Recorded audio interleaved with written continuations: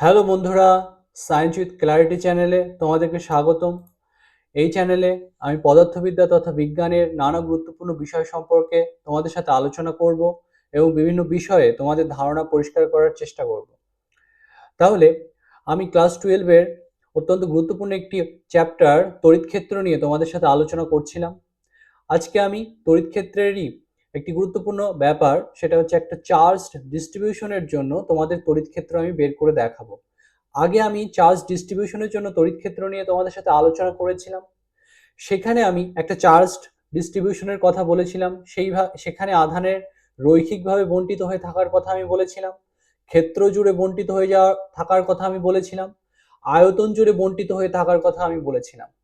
তাহলে এদের ক্ষেত্রে এইভাবে যদি আধান বণ্টিত হয়ে থাকে, সেই আধান বন্টনের জন্য কোনো একটা পয়েন্ট পি তে কি করে তড়িৎ ক্ষেত্র বের করা যেতে পারে সেটার সূত্র আমরা দেখেছিলাম। এবার সেটাকে ব্যবহার করে আমরা এখন একটা রডের ক্ষেত্রে, আহিত রডের ক্ষেত্রে আমরা তড়িৎ ক্ষেত্র বের করব। আহিত রডের অক্ষ বরাবর আমরা তড়িৎ ক্ষেত্রকে বের করব, অথবা আহিত রডের লম্ব সমদ্বিখণ্ডকের উপরের একটা পয়েন্টে আমরা তড়িৎ ক্ষেত্রকে বের করব আজকে আমরা। এই ব্যাপারগুলোকে ইউজ করে, যেটা আমরা আগে অলরেডি পড়ে নিয়েছি। তাহলে দেখা যাক কি করে আমরা আগের ধারণাটাকে ব্যবহার করে এই আহিত রডের ক্ষেত্রে আমরা তড়িৎ ক্ষেত্রটাকে বের করতে পারি, সেটা আমরা বোঝার চেষ্টা করব এখন। তাহলে আগে আমরা একটু কি পড়েছিলাম সেটা একটু রিভিশন করে নিয়ে তারপরে আমরা এই রডের ক্ষেত্রে তড়িৎ ক্ষেত্রকে বের করব। তাহলে এই চার্জ ডিস্ট্রিবিউশনের জন্য আমরা কি করে তড়িৎ ক্ষেত্রকে বের করতে পারি সেটা আমরা একটু রিভিশন করে নিই আগে। তাহলে আমি কি পড়িয়েছিলাম যে চার্জ ডিস্ট্রিবিউশনের ক্ষেত্রে কি করে তড়িৎ ক্ষেত্রকে বের করা যায়। আধান যদি বণ্টিত হয়ে থাকে তাহলে কি করে তড়িৎ ক্ষেত্রকে বের করা যেতে পারে সেটা আমরা একটু আগে দেখে নিই। তাহলে দেখো, আমি তোমাদের বলেছিলাম যে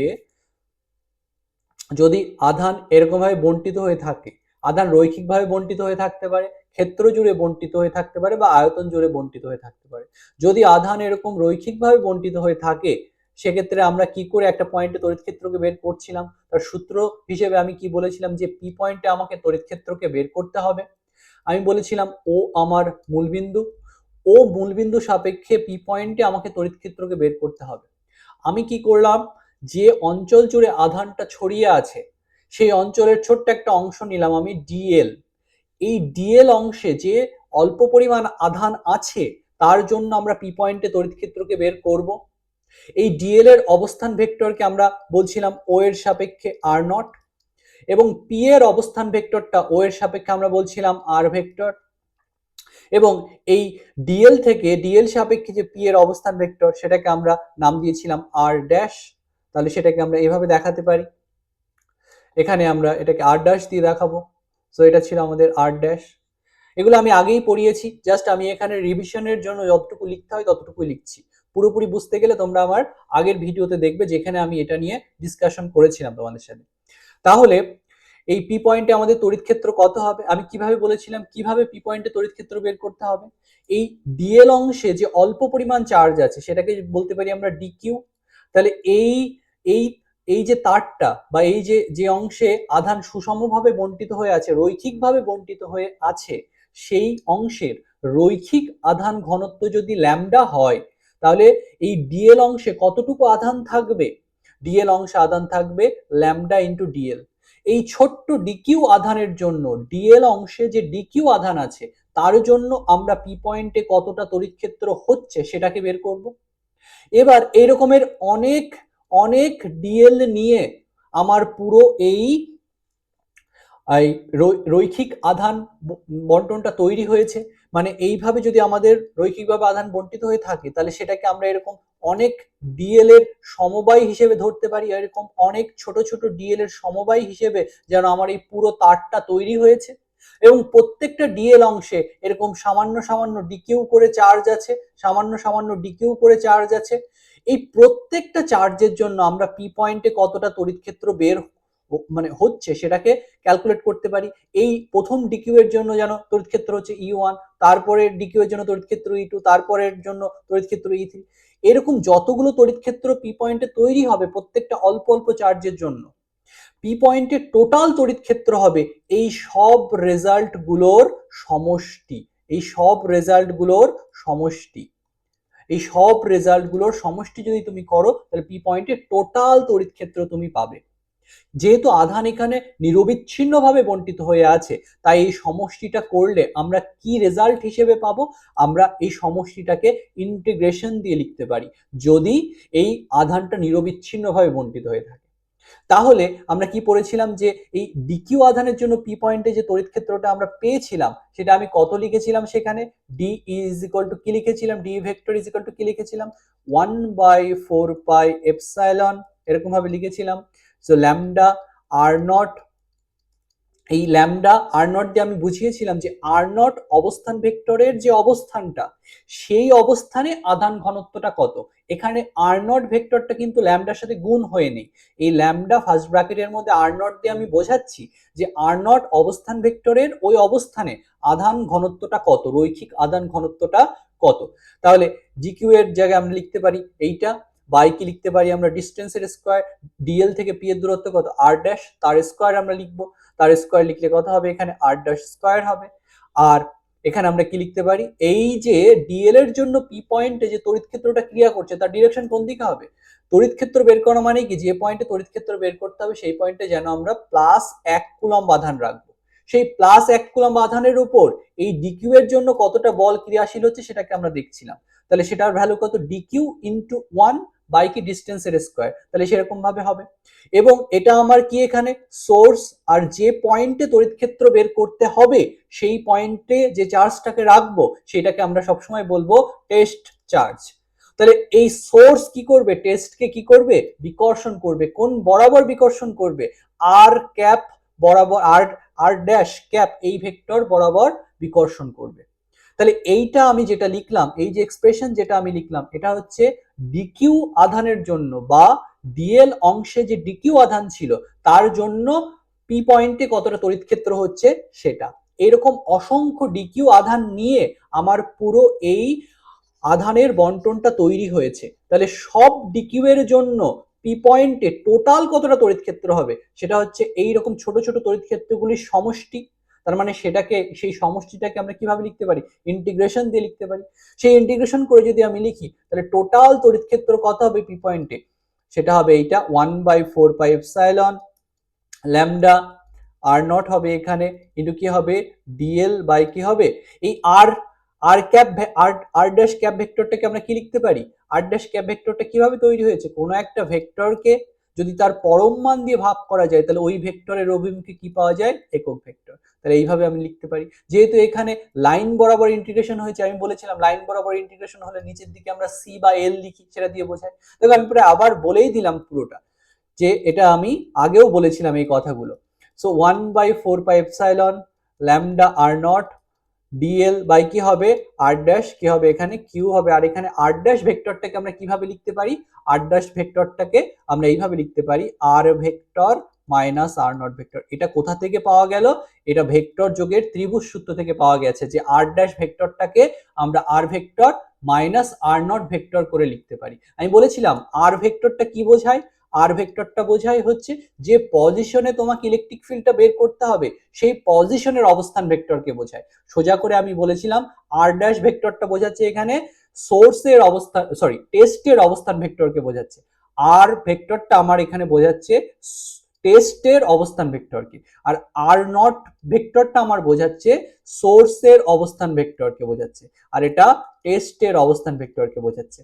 তাহলে এইভাবে আমি তোমাদের কি করে তড়িৎ ক্ষেত্র বের করা যেতে পারে একটা লিনিয়ার চার্জ ডিস্ট্রিবিউশনের জন্য অথবা রৈখিক আধান বন্টনের জন্য কি করে একটা পয়েন্টে তড়িৎ ক্ষেত্র বের করা যেতে পারে তার সূত্র আমরা দেখেছিলাম, লিখেছিলাম আমি তোমাদের আগেও।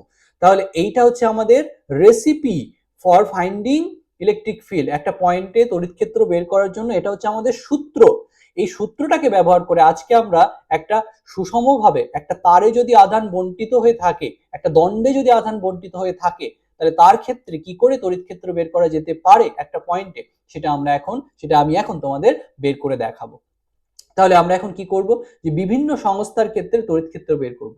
এবং আমি তোমাদের বলেছিলাম যে এই সেম ভাবেই আমি যদি ক্ষেত্র জুড়ে আধান বন্টিত হয়ে থাকে তার ক্ষেত্রে তড়িৎ ক্ষেত্র কতটা হবে সেটাকে লিখতে পারি। তাহলে ক্ষেত্র জুড়ে যদি আধান বন্টিত হয়ে থাকে তাহলে সেই ক্ষেত্রে তড়িৎ ক্ষেত্রের রাশিমালাটা কি হয়, সেই ক্ষেত্রে বলেছিলাম এরকমটা আমাদের হবে, সেক্ষেত্রে বলেছিলাম রাশিমালাটা আমাদের এরকম হবে। এবং যদি আয়তন জুড়ে আধান বন্টিত হয়ে থাকে তাহলে সেই ক্ষেত্রে রাশিমালাটা কেমন হবে, আয়তন জুড়ে যদি আধান বন্টিত হয়ে থাকে সেক্ষেত্রে জাস্ট ওই ল্যামডার জায়গায় হয়ে যাবে রো। এগুলো তোমরা বারবার রিভিশন করবে এবং বারবার এরকম লিখবে খাতায়, একটা রাফ খাতায় তোমরা বারবার এরকম প্র্যাকটিস করবে, তাহলে জিনিসগুলো খুবই ইজি হয়ে যাবে তোমাদের জন্য। সো ভি আর এখানে কি হচ্ছে আমাদের রো হয়ে যাবে। তাহলে এখানে আমি কত লিখতে পারি, rho R naught d v by কি হবে R dash cube into R minus R naught. R ভেক্টরটা কি বোঝাচ্ছে, আর ভেক্টরটা বোঝাচ্ছে টেস্টের অবস্থান ভেক্টরকে, আর আর নট বোঝাচ্ছে সোর্সের অবস্থান ভেক্টরকে। আশা করি এই রিলেশনগুলো তোমাদের মনে আছে। তাও আমি একটু রিভিশন মোটামুটি বলে দিলাম এখানে, একটু তাড়াতাড়ি বললাম কারণ এগুলো অলরেডি আমি পড়িয়েছি। ঠিক আছে, আচ্ছা তাহলে এরকম ভাবে আছে। তাহলে এইবার যদি আমার একটা দণ্ড তোমাকে দেওয়া হলো, সেই দণ্ডটা পরিবাহী হতে পারে অপরিবাহী হতে পারে, তাতে ধরো আধান বন্টিত হয়ে আছে, তাহলে আধান যদি বন্টিত হয়ে থাকে তাহলে সেই দণ্ডের কোনো একটা অবস্থানে তড়িৎ ক্ষেত্র কি করে বের করা যেতে পারে সেটা আমি এখন বের করে দেখাবো। তাহলে আমরা বিভিন্ন বিভিন্ন সংস্থার ক্ষেত্রে এখন তড়িৎ ক্ষেত্র বের করব, যেগুলো আমরা পড়েছি সেগুলোকে ব্যবহার করে বিভিন্ন সংস্থার ক্ষেত্রে তড়িৎ ক্ষেত্র আমরা বের করব। বিভিন্ন সংস্থার ক্ষেত্রে তড়িৎ ক্ষেত্রকে বের করব। তড়িৎ ক্ষেত্রের ইংরেজি ইলেকট্রিক ফিল্ড, তাহলে আমরা বিভিন্ন পয়েন্টে ইলেকট্রিক ফিল্ড বের করব, কার জন্য, বিভিন্ন সংস্থার জন্য। ফার্স্ট সংস্থা হিসেবে আমি কাকে নিচ্ছি, আমি প্রথম সংস্থা হিসেবে আমার নিচ্ছি যে একটা আহিত দণ্ডের ক্ষেত্রে আমরা বের করব তড়িৎ ক্ষেত্র। সো আহিত দণ্ডের অক্ষ বরাবর তড়িৎ ক্ষেত্র আমি বের করব প্রথমে। সো আহিত দণ্ডের অক্ষের উপরিস্থিত বিন্দুতে তড়িৎ ক্ষেত্র, অক্ষের উপরিস্থিত বিন্দুতে তড়িৎ ক্ষেত্র, এটা আমি প্রথমে বের করে দেখাবো কতটা হতে পারে বিন্দুতে তড়িৎ ক্ষেত্র। সো আহিত দণ্ডের উপরিস্থিত একটা বিন্দু, সেই পয়েন্টে আমি তড়িৎ ক্ষেত্র প্রথমে বের করব। তাহলে কি করে বের করা যেতে পারে এটা দেখো, যে আমার একটা আহিত দণ্ড আছে এবং এখানে ধরেই নেবে এটা সুষমভাবে আহিত, মানে প্রত্যেকটা অংশের যে আধান ঘনত্ব সেটা সেম সেম আছে এখানে। তাহলে এরকম ভাবে তোমাকে একটা ধরো রড দেওয়া হয়েছে, সেই রডটা সুষমভাবে আহিত, মানে প্রত্যেক অংশে একক দৈর্ঘ্যে সমপরিমাণ আধান এখানে আছে। তাহলে এরকম একটা রড তোমাকে দেওয়া হয়েছে, এই রডের আমি এই অংশটাকে বলছি আমার যেন মূলবিন্দু, এই মূলবিন্দুটা এবং রডটা যেন আমার এক্স অক্ষ বরাবর আছে, আমার রডটা এক্স অক্ষ বরাবর আছে। এই ও মূলবিন্দু থেকে আমার আরো দূরে একটা পয়েন্ট নিলাম আমি পি, সেই পি পয়েন্টে আমি তড়িৎ ক্ষেত্র বের করতে চাচ্ছি এই রডটার জন্য। রডে আমার আধান সুষমভাবে বন্টিত হয়ে আছে। ঠিক আছে, তাহলে এই যে দূরত্ব সেটা আমি বলছি আর, ও থেকে পি এর যে দূরত্ব সেটা আমি বলছি এখানে আর। তাহলে ও থেকে আর দূরত্বের পি বিন্দুতে আমাকে তড়িৎ ক্ষেত্রটাকে বের করতে হবে। আর এই রডটার দৈর্ঘ্য কত, রডটার দৈর্ঘ্য আমি বলছি এখানে এল, যে আমার রডটার দৈর্ঘ্য হচ্ছে, টোটাল রডটার দৈর্ঘ্য হচ্ছে এল।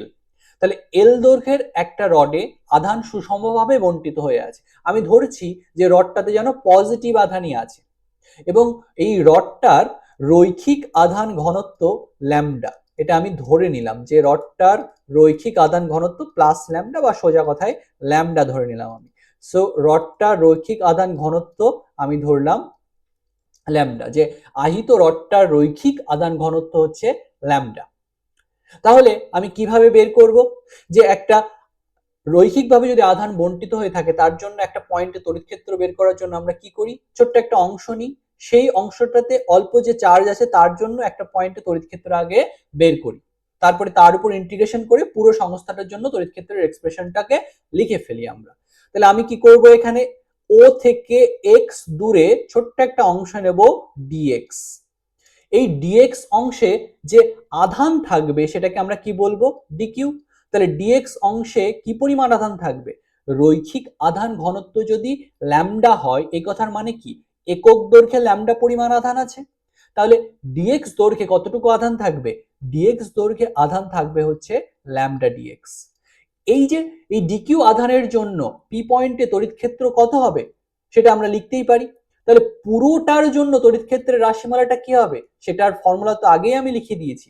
কি ছিল সেই ফর্মুলাটা, সেটা ছিল এই দেখো, এই যে এইটা, রৈখিকভাবে যদি আধান বন্টিত হয়ে থাকে তাহলে সেই ক্ষেত্রে তড়িৎ ক্ষেত্র বের করার এটাই সূত্র, যে 1/4πε lambda d l by R dash cube into R minus R naught vector, R vector minus R naught vector. R dash cube বলতে এখানে কি বোঝাচ্ছে, আর ড্যাশ কিউব বলতে বোঝাচ্ছে ওই যে ডিএল এর যে পজিশন সেখান থেকে পি এর যে দূরত্ব সেটাই বোঝায় এখানে আর ড্যাশটাকে।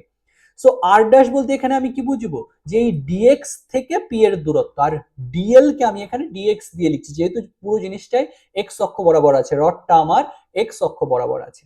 তাহলে আমি কি করব, এখানে ইন্টিগ্রেশন করব, ইন্টিগ্রেশন করে লিখবো যে আমি এই কার্ভ বরাবর, রড বরাবর ইন্টিগ্রেশন করছি, এবং এবং আমি 1/4πε আগে লিখে দিই এখানে।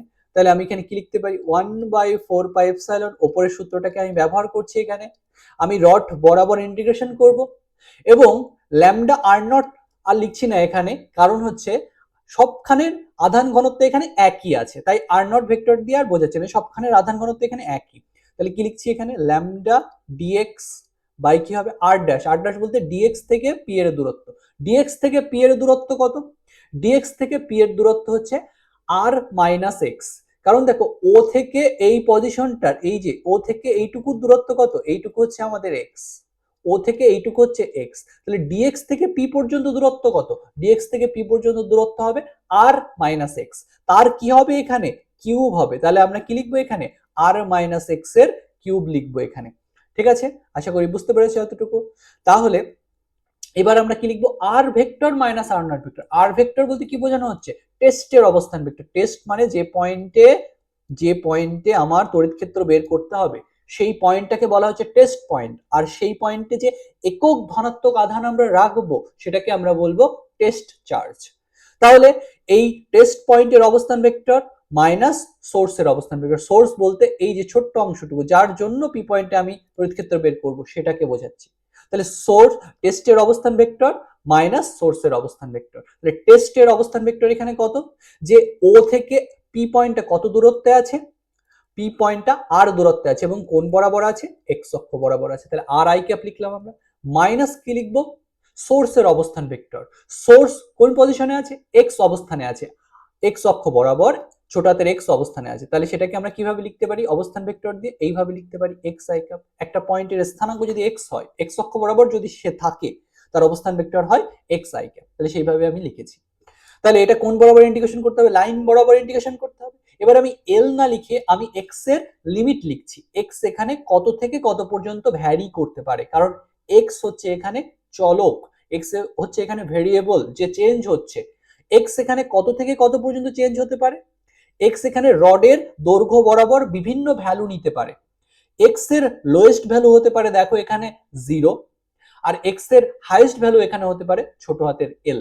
তাহলে আমি এক্স এর লিমিট একবার এখানে বসিয়ে দিচ্ছি যে 0 টু এল হবে। তাহলে এই ইন্টিগ্রেশনটা যদি আমি করি তাহলে পি পয়েন্টে আমার টোটাল তড়িৎ ক্ষেত্র কত সেটা আমার বেরিয়ে যাবে। ঠিক আছে, তাহলে পি পয়েন্টে টোটাল তড়িৎ ক্ষেত্র কত হবে, যদি দণ্ডের এই আহিত দণ্ডের অক্ষ বরাবর আমাকে তড়িৎ ক্ষেত্র বের করতে বলে তাহলে এইভাবে আমাদের করতে হবে। এখন দেখো কোয়েশ্চেনে যদি বলা থাকে আমার ওটাকে যদি মিডিলে বলে দিত, কোয়েশ্চেনে যদি ওটাকে মিডিলে বলে দিত তাহলে সেইভাবে করতাম, একই রকম ভাবেই হতো, জাস্ট লিমিটটা এখানে চেঞ্জ হতো। সেই ক্ষেত্রে লিমিটটা হয়ে যেত মাইনাস এল টু প্লাস এল, যদি আমি টোটাল দৈর্ঘ্য 2l ধরতাম, আর যদি টোটাল দৈর্ঘ্য এল ধরতাম সেক্ষেত্রে লিমিটটা হয়ে যেত minus L by two two plus L by two. ঠিক আছে, যদি তোমরা বুঝতে না পারো আমি আরেকবার বলে দিচ্ছি এখানে, দেখো যে যদি আমার ও পয়েন্টটাকে কোয়েশ্চেনে মিডিলে বলা থাকতো, ধরো এরকম বলা আছে এটা আমাদের রড, কোয়েশ্চেনে ওটাকে মিডিলে বলে দিল এবং পুরো রডের দৈর্ঘ্য বললো এল, এরকম যদি হতো তাহলে আমাকে পি পয়েন্টে তড়িৎ ক্ষেত্র বের করতে গেলে সবকিছু একই রকমই থাকতো, ধরো এই দূরত্ব আর আমি বলছি সবকিছু একই রকম করতাম, জাস্ট লিমিটটা যখন আমি বসাতাম এই যে এখানে 0 টু এল যেটা লিখেছি সেটা হয়ে যেত minus L by two two plus L by two, কারণ এখানে এক্স এর ভ্যালু এই দিকে বাম দিকে ঋণাত্মক দিকে L minus L by two পর্যন্ত হতো তখন, আর ডান দিকে highest plus L by two পর্যন্ত হতো, তাহলে রডটা টোটাল দৈর্ঘ্য হতো এল। কিন্তু আমি যেহেতু ওটাকে এখানে প্রান্তে নিয়েছি একটা, তাই আমি লিখেছি এক্স এর লিমিট 0 থেকে ছোট হাতের এল পর্যন্ত হবে। ঠিক আছে, তাহলে এটা খেয়াল রেখো যে কোয়েশ্চেনে কিরকম বলছে। ঠিক আছে, তাহলে আমার তড়িৎ ক্ষেত্র কত হবে দেখো, তাহলে ফাইনালি আমি কত লিখবো রেজাল্ট আমার এখানে। তাহলে দেখো এখান থেকে আমি দেখো আই ক্যাপকে কমন নিতে পারি, তাহলে আই ক্যাপ ভেক্টরকে যদি আমি কমন নিয়ে নিই তাহলে এখানে কত পড়ে থাকবে 1/4πε 0 two L lambda d x R minus X তার কিউব, আর এখানে হবে R minus X I cap. So কাটাকাটি করলে কত হবে নিচে আর মাইনাস এক্স স্কোয়ার হয়ে যাবে, তাহলে কত হবে 1/4πε ল্যামডা ডিএক্স বাই কি হবে আর মাইনাস এক্স তার কি হবে স্কোয়ার, আর এখানে কি হবে আই ক্যাপ হবে। লিমিট দেবো এখানে 0 টু এল পর্যন্ত। তাহলে এই ইন্টিগ্রেশনটা যদি করা হয় তাহলে ইন্টিগ্রেশনের রেজাল্ট আমরা কত পাবো, আমরা রেজাল্ট হিসেবে এখানে পাবো যে 1/4πε 1/r মাইনাস এক্স, এই রেজাল্টটা আমরা ইন্টিগ্রেশনের পাবো। এখানে লিমিট আমাদের বসাতে হবে 0 টু এল, আমাদের লিমিট হবে এখানে আই ক্যাপ হবে। তাহলে এইভাবে আমাদের ইন্টিগ্রেশনটা করলে এই রেজাল্টটা আসবে।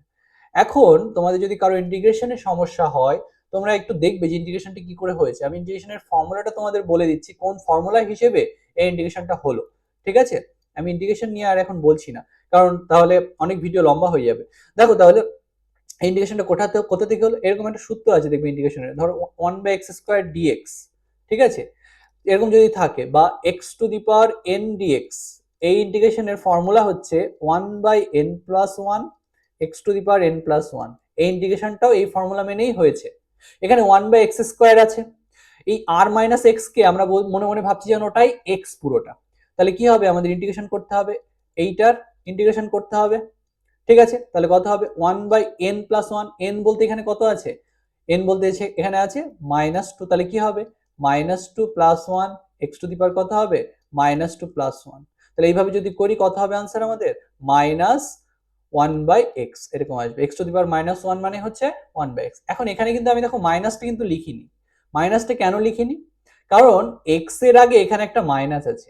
ইন্টিগ্রেশনের একটা রুল আছে, সেটা হচ্ছে যে x এর আগে যদি কিছু থাকে, আমি তো x এর সাপেক্ষে ইন্টিগ্রেশন করছি, আর x এর আগে যদি এরকম মাইনাস থাকে তাহলে ইন্টিগ্রেশনটা করার পর যে এই মাইনাসটা আমার কি হয়ে যায়, মাইনাসটা আমার ভাগ হয়ে যায়, x এর সাথে যে জিনিসটা গুণ হয়ে আছে সেটা ভাগ হয়ে যায়। যদি x এর সাথে এখানে 2 গুণ থাকতো তাহলে 2টা ভাগ হয়ে যেত, এখানে x এর সাথে যদি -1 থাকে তাহলে -1টা ভাগ হয়ে যাবে, তাহলে -1 দিয়ে যদি আমি ভাগ করে দিই তাহলে এটা তো কেটে যাবে, তাহলে 1/x হয়ে যাবে। তাই আমি রেজাল্ট হিসেবে লিখেছি 1/r-x।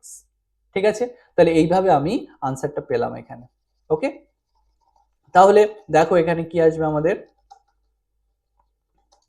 তাহলে আমাদের কি হলো আপার লিমিট মাইনাস লোয়ার লিমিট যদি আমি করি তাহলে আনসার হিসেবে কি পাবো দেখো, যে λ/4πε 1/l-x মাইনাস লোয়ার লিমিট হিসেবে এখানে 0 আছে, তাহলে কি হবে 1/r।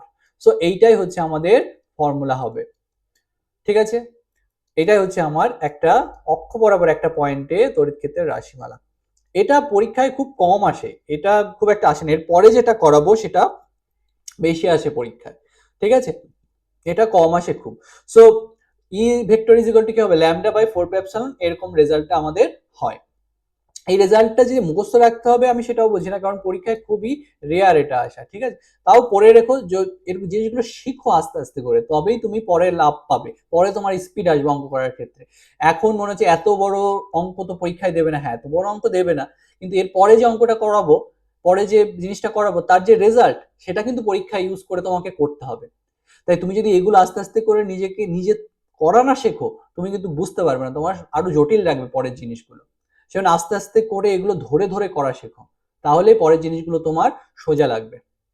তাহলে আমরা কি বের করলাম যে সুষমভাবে আহিত দণ্ডের অক্ষ বরাবর একটা পয়েন্টে কি করে তড়িৎ ক্ষেত্র বের করা যেতে পারে সেটা আমি তোমাদের করে দেখালাম। এবার আমি তোমাদের করে দেখাবো কি, যে আহিত দণ্ডের লম্ব সমদ্বিখণ্ডকের উপরিস্থিত একটা অবস্থানে তড়িৎ ক্ষেত্রটাকে আমি বের করে দেখাবো। যেরকম ভাবে আমরা তড়িৎ দ্বিমেরুর লম্ব সমদ্বিখণ্ডকের উপরিস্থিত অবস্থানে তড়িৎ ক্ষেত্র বের করেছিলাম সেই রকম। সো আমরা কি বলছি, যে এবার আহিত দণ্ডের লম্ব সমদ্বিখণ্ডকের উপরিস্থিত অবস্থানে তড়িৎ ক্ষেত্র বের করবো আমরা।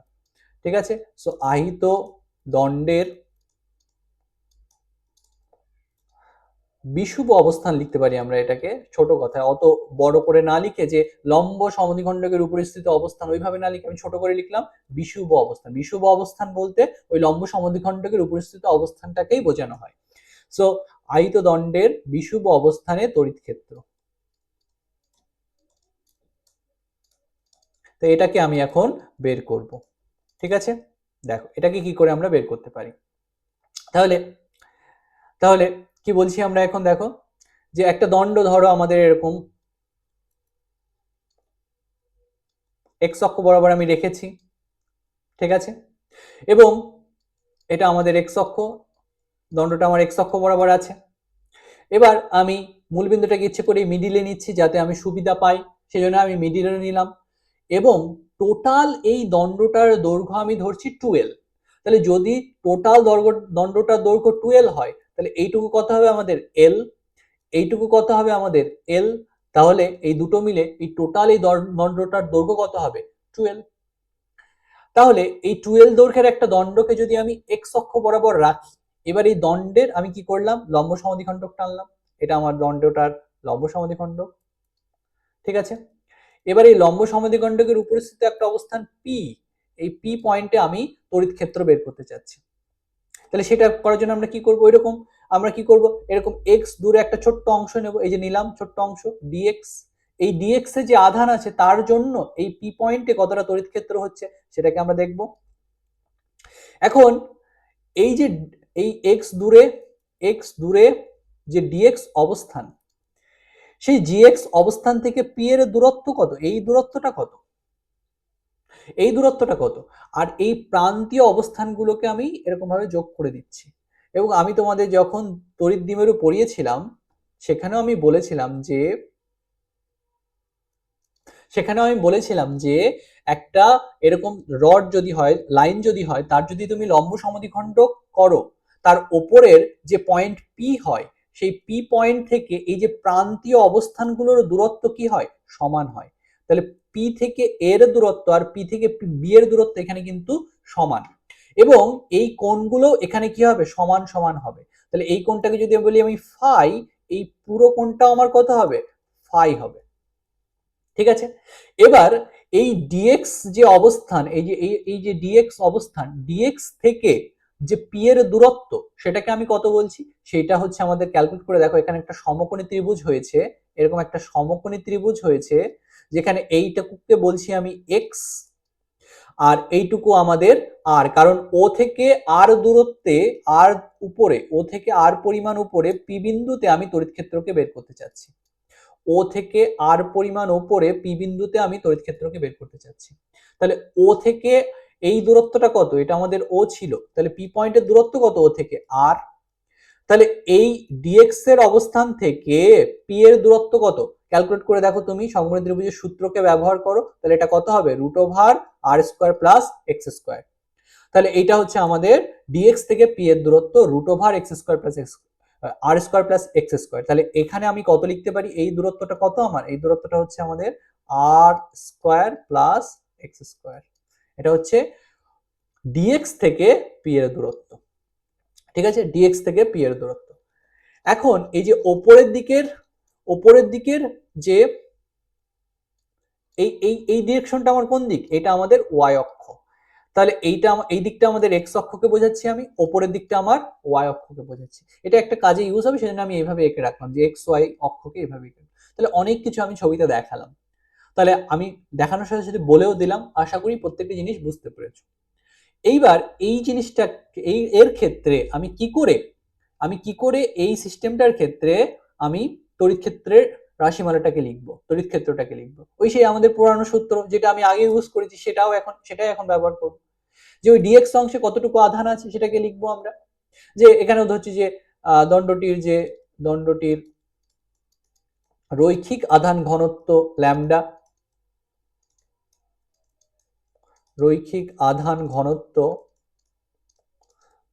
সমান ল্যামডা। তাহলে যদি রৈখিক আধান ঘনত্ব ল্যামডা হয় তাহলে ডিএক্স অংশে কতটুকু আধান আছে? ডিকিউ আধান আছে।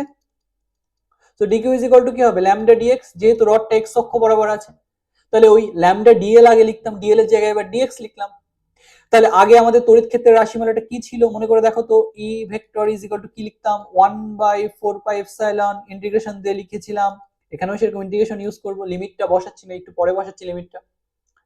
তাহলে 1/4 পাই এপসাইলন ল্যামডা ডিএল ওইভাবে লিখতাম, এখানে ল্যামডা ডিএল লিখবো না, ল্যামডা ডিএক্স লিখবো সেখানে। সো ল্যামডা ডিএক্স লিখলাম বাই কি হবে? R dash cube. আর ড্যাশটা কি বলেছিলাম?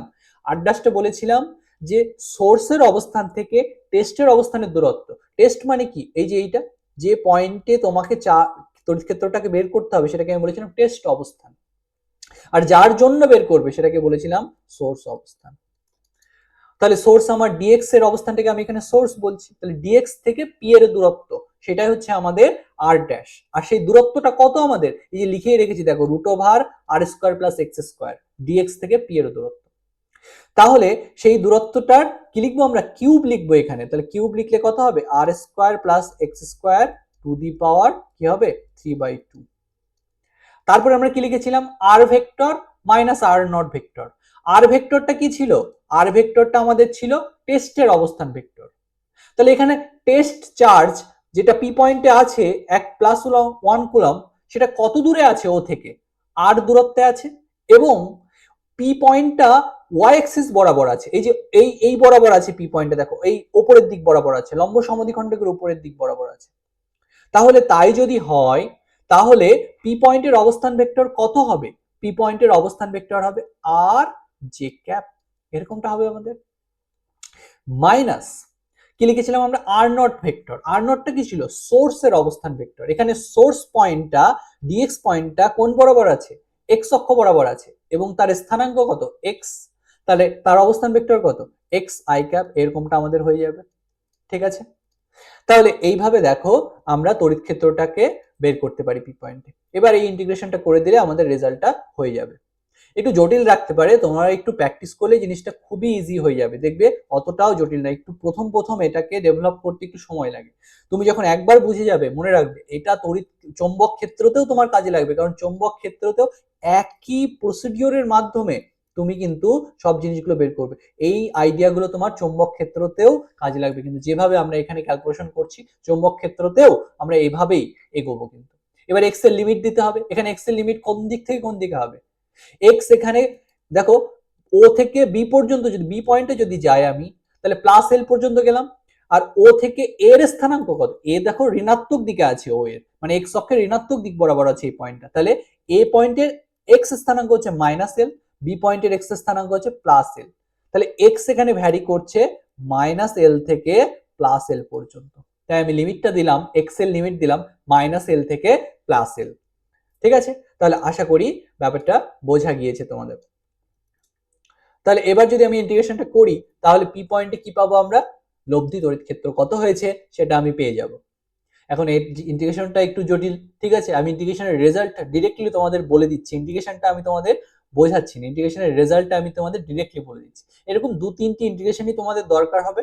তোমরা একটু ওই রেজাল্টগুলো একটু মনে রাখবে। ক্লাস 11এও একটু পড়েছো তোমরা ইন্টিগ্রেশন, ওই যে রেজাল্ট কয়েকটা পেয়েছিলে সেইটা থেকেই আমরা এরকম পাচ্ছি রেজাল্টগুলো। ঠিক আছে, আর ক্লাস 12-এ যাদের ম্যাথমেটিক্স আছে তারা তো জানছোই ভালো করে যে কি করে ইন্টিগ্রেশন করতে হয়, তারা শিখে যাবে এটা কি করে করতে। আমি এখানে জাস্ট রেজাল্টটা বলে দিচ্ছি, অত ভালো করে এখানে আমি ইন্টিগ্রেশনটা শেখাচ্ছি না। ঠিক আছে, তো এই ইন্টিগ্রেশনের রেজাল্টটা কি হবে আমি এখানে পাশে লিখে দিচ্ছি যে 1/r² plus x² to the power 3/2 dx. আমি এখানে এই বলছি না কেন বলতো, কারণ অনেকের ম্যাথ নেইও। ঠিক আছে, অনেকের ম্যাথ নেই, ফিজিক্স আছে, তাদের ধরো ইন্টিগ্রেশন তারা ওরকম অত জানতেও চাইবে না, তাই আমি আর বলছি না। ঠিক আছে, সো ইন্টিগ্রেশন করলে তার রেজাল্টটা কি হবে আমাদের?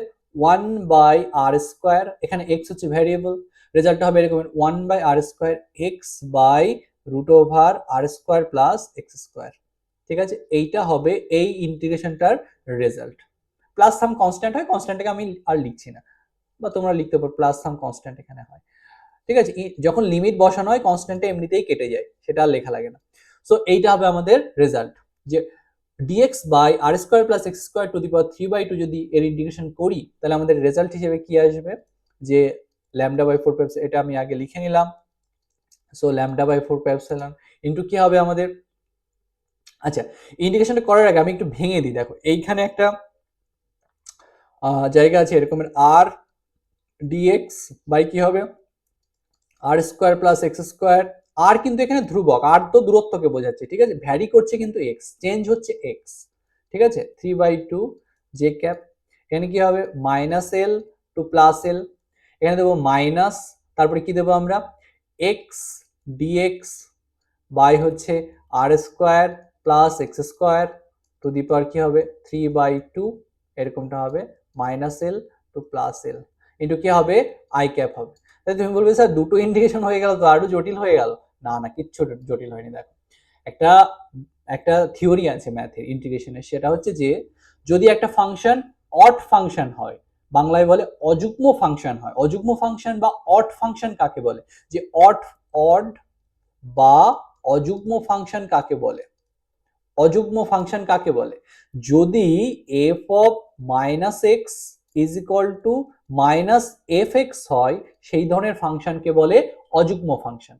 এর একটা এক্সাম্পল যদি তুমি আমাকে দিতে বলো, তাহলে দেখো এরকমটা হবে, যদি আমি বলি F of x equal to x cube, এটা হচ্ছে একটা অযুগ্ম ফাংশন বা অযুগ্ম অপেক্ষক।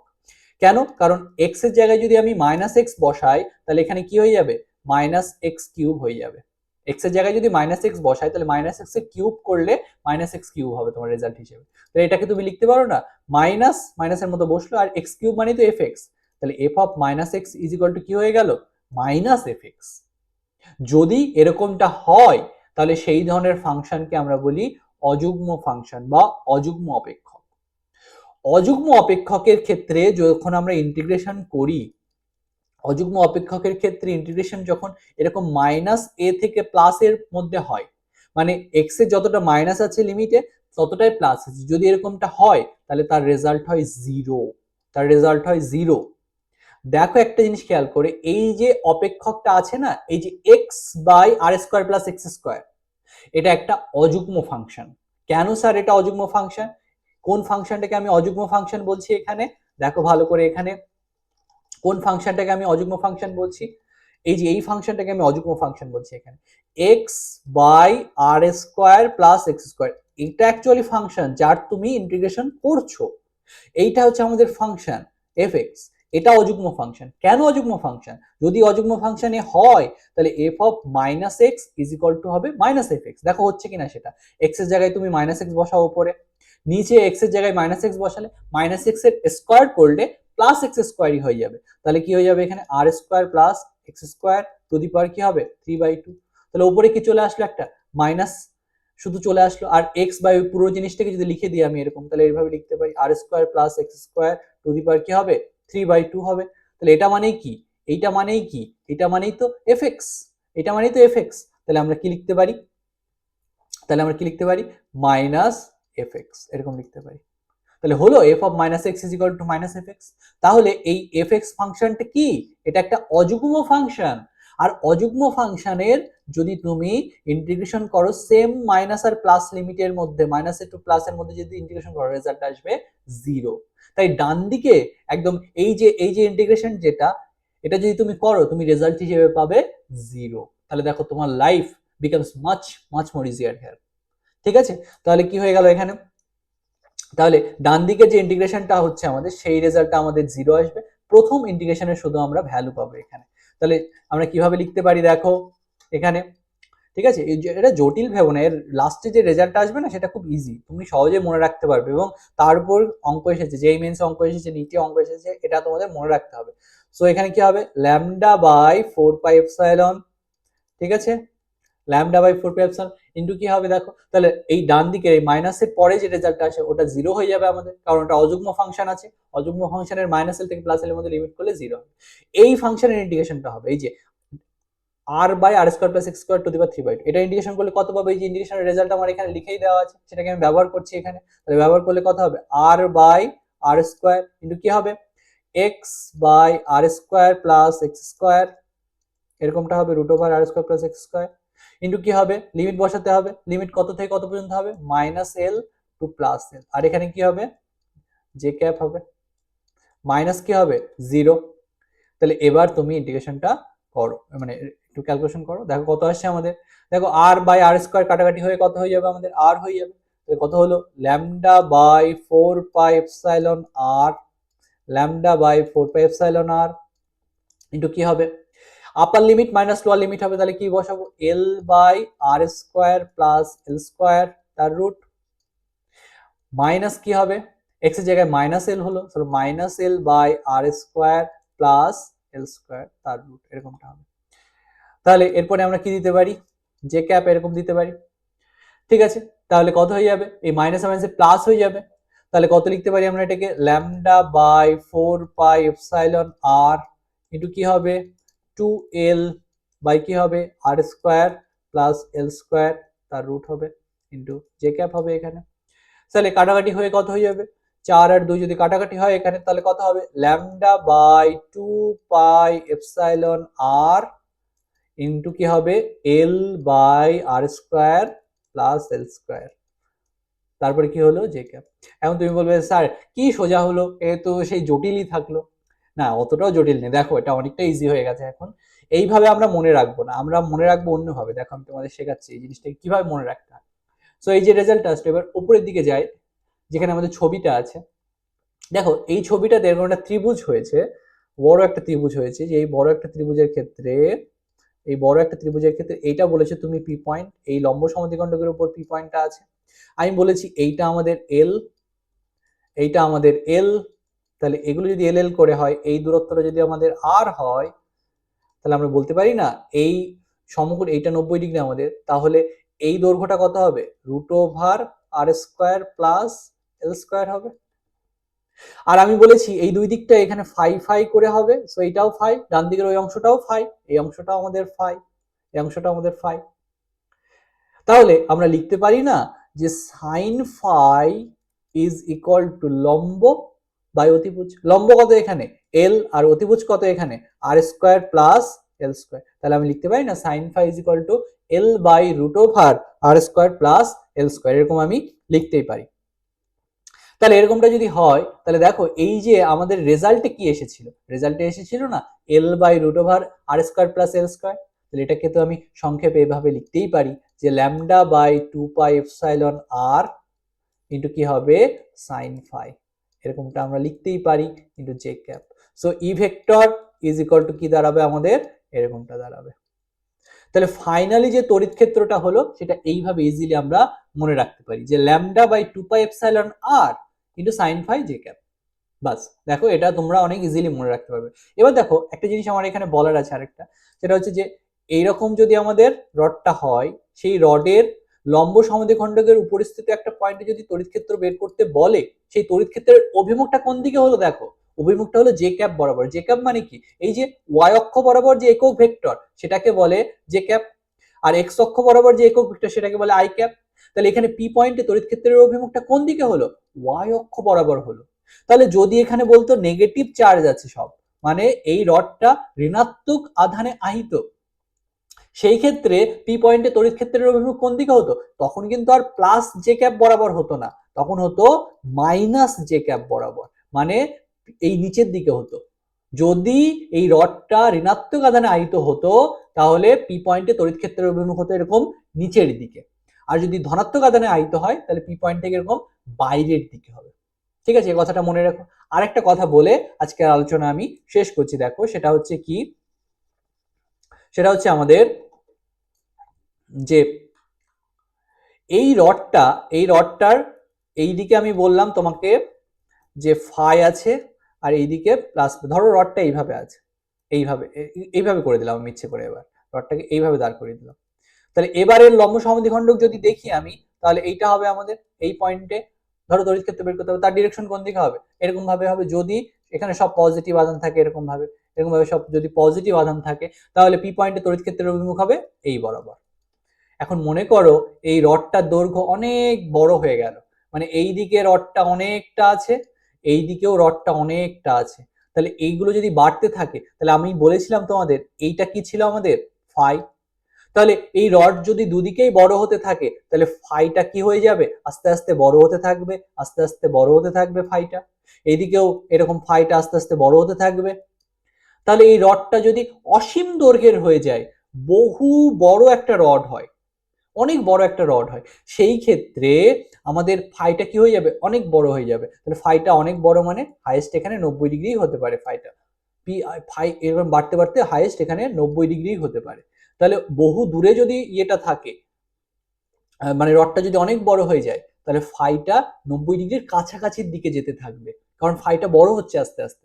এবং রডটা যদি অনেক বড় হয়ে যায়, পি পয়েন্টটা যদি রডের অনেক কাছে থাকে, দেখো রডটা অনেক বড় বলছি আমি, আর পি পয়েন্টটা রডের অনেক কাছে, তাহলে সেই ক্ষেত্রে ফাই দেখো অনেক বড় হয়ে গেছে, আমরা ধরে নিচ্ছি জানো সেই ক্ষেত্রে ফাইটা এখানে 90 ডিগ্রির অনেক কাছাকাছি চলে গেছে। তাহলে সাইন ফাইয়ের এখানে যদি আমি 90 ডিগ্রি বসিয়ে দিই তাহলে সাইন 90 ডিগ্রির ভ্যালু কত হয়ে যাবে, 1।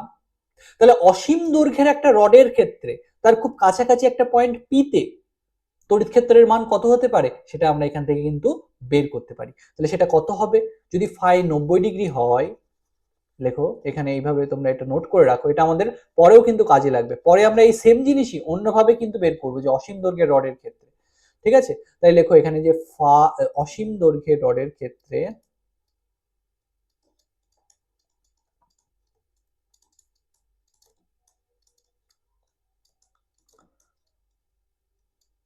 ক্ষেত্রে পি বিন্দুতে তড়িৎ ক্ষেত্র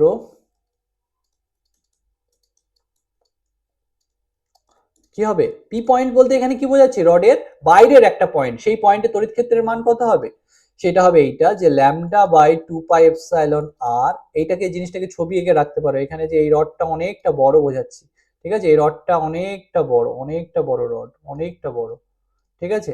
আর যে পয়েন্টে তুমি তড়িৎ ক্ষেত্র বের করতে চাইছো সেই পয়েন্টটা রডের অনেক কাছে আছে, এবং এই দূরত্বটাকে তুমি বলছো আর, এই পয়েন্টে তুমি তড়িৎ ক্ষেত্র বের করতে চাইছো। তাহলে সেই ক্ষেত্রে ফাইয়ের ভ্যালু কত হয়ে যাবে, ফাইয়ের ভ্যালু 90 ডিগ্রির খুব কাছাকাছি, তাই আমি সাইন 90 ডিগ্রি বসিয়ে দিলাম এখানে। আর ডিরেকশনটা কোন দিকে হবে, ডিরেকশন এরকম বাইরের দিকে হবে। তাহলে বাইরের দিকে হচ্ছে, এখানে আর আমি জে ক্যাপ না লিখে বাইরের দিকটাকে বোঝানোর জন্য এইরকম বোঝাচ্ছি যে আর ক্যাপ বরাবর থাকবে। আর ক্যাপ মানে কি, এই রড থেকে বাইরের দিকটাকে বোঝানো হচ্ছে, রড থেকে বাইরের দিকের এই ডিরেকশনটাকে বোঝানো হচ্ছে আর ক্যাপ। তাহলে এখন ইলেকট্রিক ফিল্ডটা এই আর ক্যাপ বরাবর ক্রিয়া করবে। তাহলে আনসার কত হবে আমাদের, এইটা খুব ইম্পর্টেন্ট আনসার, এটা কিন্তু পরীক্ষায় খুবই দরকার হয়, এটা মুখস্থ রেখো, 2 পাই এপসাইলন আর। ঠিক আছে, 2 পাই এপসাইলন আর আমাদের হবে। তাহলে ওপরে যে রেজাল্ট সেটাও আমাদের মনে রাখতে হবে, এখন যে রেজাল্টটা আমি বললাম সেটাও আমাদের কিন্তু মনে রাখতে হবে। তাহলে কত হবে, 2 পাই এপসাইলন, এই বক্স করে দেওয়া জিনিসগুলো কিন্তু সব তোমাদের মনে রাখা দরকার, নাহলে কিন্তু খুব সমস্যা হয়ে যাবে। So E vector is equal to কি হবে, এইটা হবে আমাদের। তাহলে আশা করি এই দুটো যে আমি তড়িৎ ক্ষেত্র বের করে দেখালাম সেটা তোমরা বুঝতে পেরেছো। এরকম আরো দুটো তড়িৎ ক্ষেত্র আমি বের করব দুটো সিস্টেমের জন্য নেক্সট দিন, সেটাও তোমরা দেখলেও ভালো বুঝতে পারবে।